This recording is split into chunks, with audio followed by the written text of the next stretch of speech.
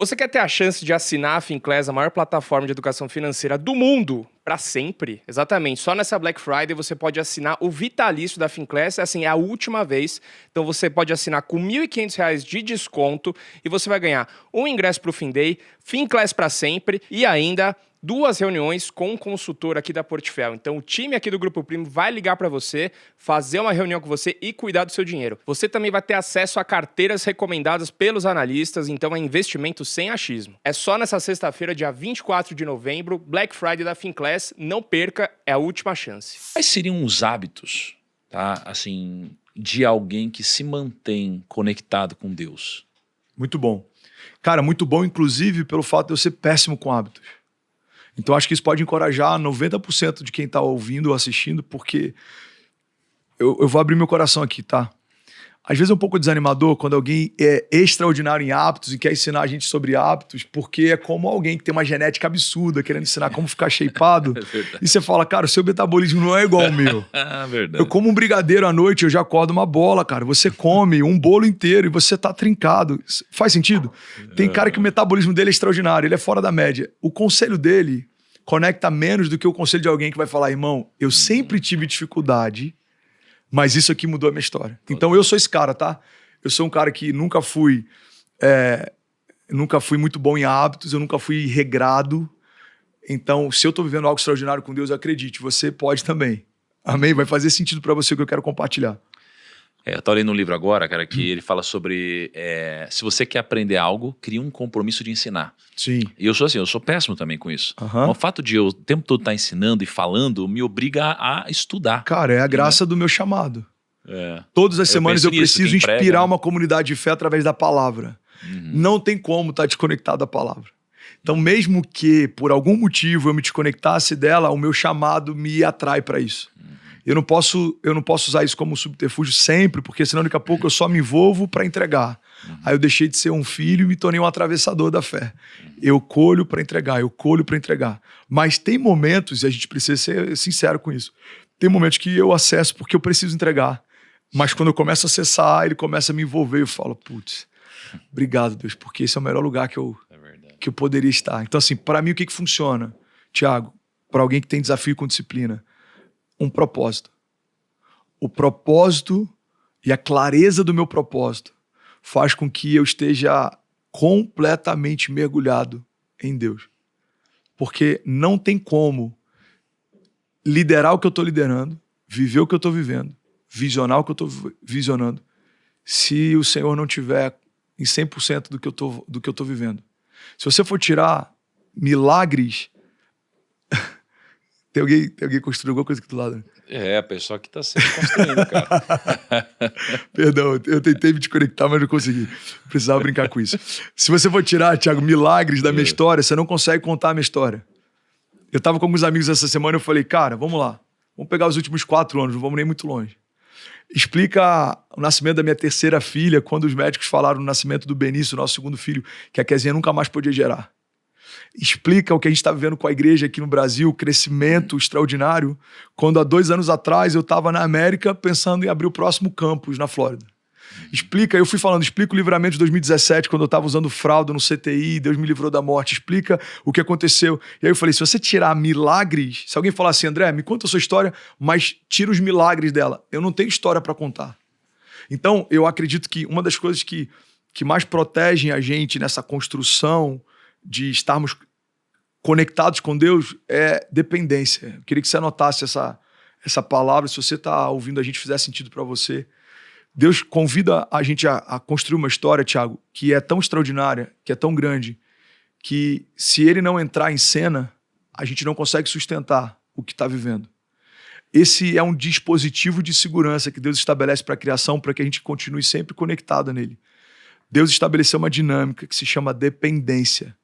Então, Deus coloca o homem em lugares tão altos e ele dá pra gente oportunidades tão grandes que quando a gente chega nesse lugar, se ele sai desse lugar, a gente não consegue sustentar. É como um castelo de cartas.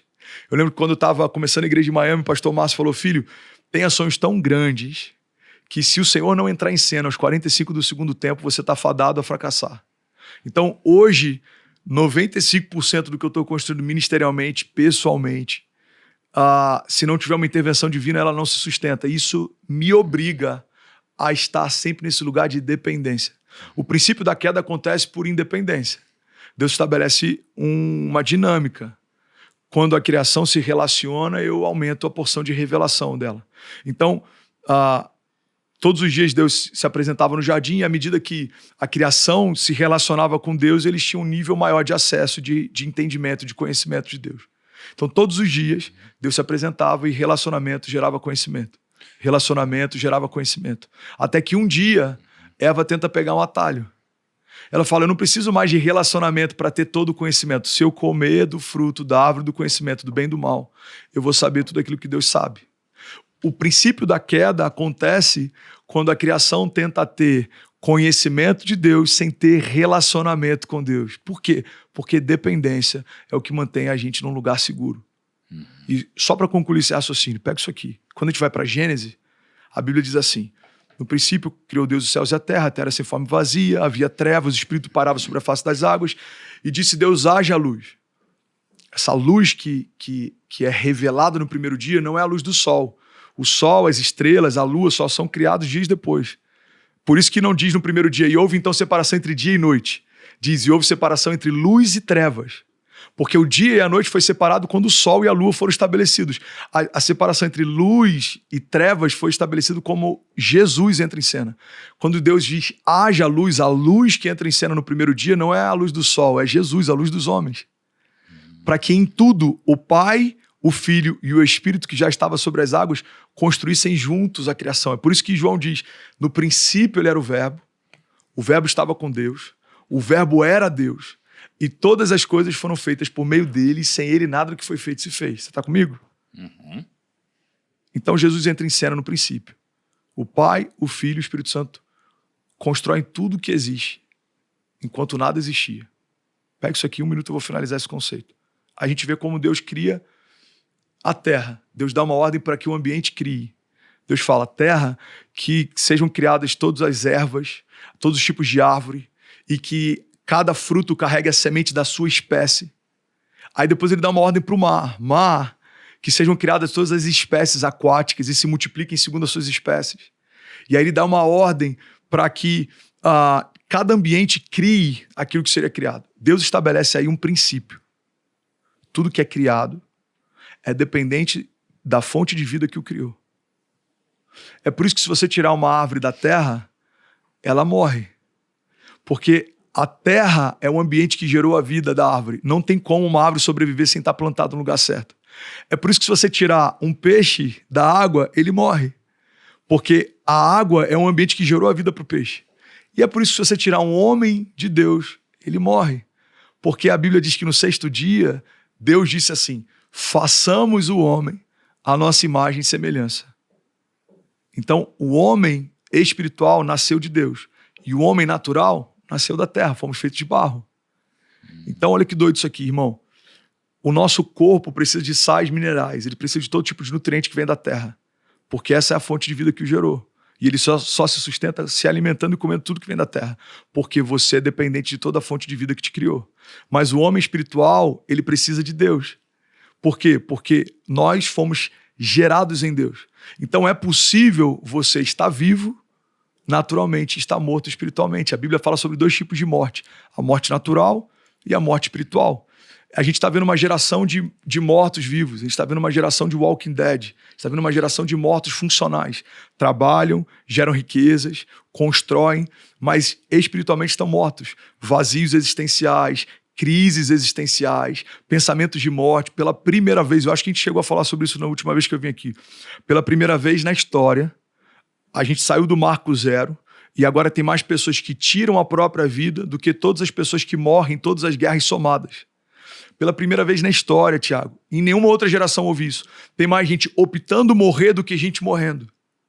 Só que a gente nunca teve tanta medicina, tanta tecnologia, tanto conforto, tanta praticidade, tanta informação, tanta segurança. Então por que as pessoas estão querendo morrer mesmo com tudo tão confortável?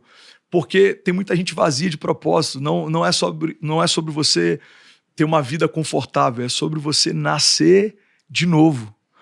A única coisa que vai preencher o vazio da criação é quando a gente nasce de novo. Cara, interessante, né? Você falando, né? Tantas pessoas tirando a sua própria vida. Eu estava lendo um livro hoje de manhã sobre como hoje a gente tem mais medicina, mais tecnologia, mais tudo de bom. Sim. E as pessoas, elas são menos felizes do que antes. Né? Sim. Porque, de alguma forma, junto de todo esse avanço, também avançou algo que é a nossa expectativa, né? A nossa expectativa, ela ficou cada vez maior, ainda mais hoje com redes sociais. Sim. Então, como a expectativa hoje é muito, muito grande, as pessoas, elas ficam cada vez mais frustradas, de fato. Por quê? Porque elas estão depositando as expectativas na coisa errada. Perfeito. Que é na coisa material que nunca vai satisfazer. Se elas depositassem a expectativa na coisa correta, né? No que você está dizendo, né? Que é a nossa fonte de criação, talvez a gente não teria talvez não, né? A gente não teria esse problema. Sim. E aí, assim, eu acho que quando você, voltando para o nosso papo só dos hábitos, e depois eu avanço de novo, eu acho que é muito importante a gente finalizar isso daqui, cara, porque eu acho que dá para você prever o futuro de alguém olhando para os hábitos dessa pessoa. Perfeito. Não é, cara? Então, assim, se você vê a pessoa comendo errado, você sabe o que vai acontecer. Se você vê a pessoa se drogando, você sabe o que vai acontecer. Se você vê a pessoa andando com gente que é má influência, você sabe o que pode acontecer. Muito então, bom. o ambiente é muito importante. E aí, enquanto você estava falando, né, eu fui listando algumas coisas que eu acho que podem fazer sentido, né, para os hábitos que te mantém conectado de alguma forma. E aí você dá seu palpite em cima Sim. disso aqui, e se quiser complementar alguma coisa também. A primeira delas que eu coloquei é o hábito da leitura da Bíblia, cara. Porque você está indo direto na fonte. Né? E quando eu conheci Deus, eu comecei a perceber quantas pessoas não leem a Bíblia. Eu falei, caraca, mas você não lê? Não lê, você nunca leu? Nunca li. Eu falei, como então que você acessa essa fonte? Né? Você tem um intermediário, um interlocutor? Então eu acho que isso aqui é um hábito que me ajuda, de fato. Né? O segundo é o hábito de frequentar uma igreja. Assim, gostando ou não. Porque quando eu fiquei algumas semanas sem ir na igreja, por exemplo, eu comecei a perceber que eu passei a normalizar alguns comportamentos. E eu falei, não, cara, eu preciso manter próximo. Muito bom. Né? Então, quando eu continuo indo, eu deixo de normalizar algumas coisas. Eu fico lá, né? Eu tenho algo que me lembra. Terceira coisa é o ambiente ou o casamento. Cara, assim, não dá para você ter um hábito de você andar com pessoas que são opostas ao que você acredita e achar que você não vai ser contaminado de alguma forma. Não vai ser afetado, Não é que você não possa, você pode, mas assim, é mais difícil. É tipo fazer dieta com quem só come errado. É difícil, né, cara? Sim. Quarta coisa é a oração. E eu coloco a oração não como algo espiritual, mas eu coloco como algo que você se lembre o tempo todo, né, das coisas. Quando você está orando, acho que às vezes não é nem você se comunicando com Deus, mas acho que é você se lembrando do Sim. que, né, você acredita, do que você deve fazer, né, do que você imagina. E em quinto lugar, e aí uma coisa minha, eu vejo que seria a caridade. Porque quando eu faço isso, eu sinto algo que é espiritual. Não é algo apenas material, sabe? Isso aqui mantém conectado, né?